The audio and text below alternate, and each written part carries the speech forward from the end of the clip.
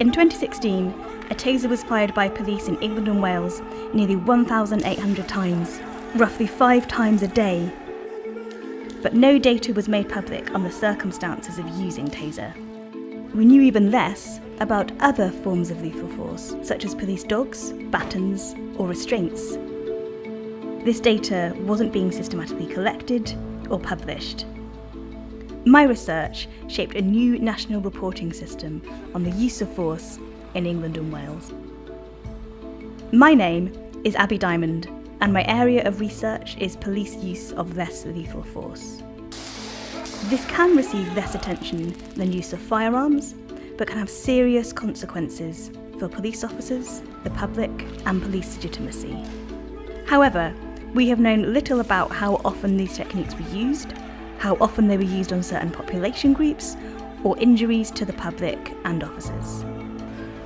In 2014, the Home Secretary established a review into use of force reporting. I was appointed to the review's board, working with the National Police Chiefs Council, the College of Policing, and others.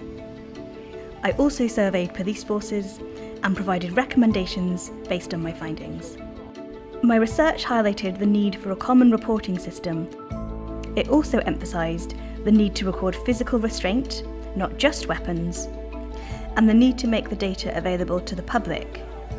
Many of my recommendations were taken up by the review and implemented in the new system introduced in 2017, directly affecting the practice of all police forces in England and Wales.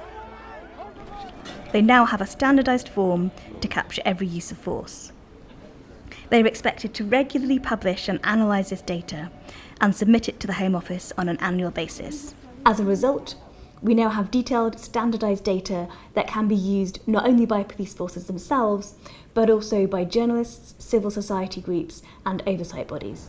We're very grateful for Abi's research. It provides us with a unique database from which to design our training and to select the most appropriate personal safety equipment. And just as importantly, it allows us to demonstrate to our communities that openness and that transparency and engagement. But gathering data is only the first step.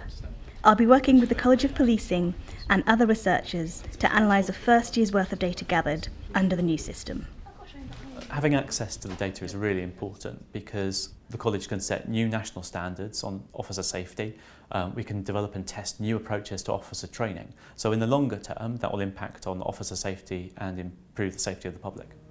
I'll also be using my links to the United Nations through engagement with UN torture prevention bodies to promote the need for reporting practices internationally.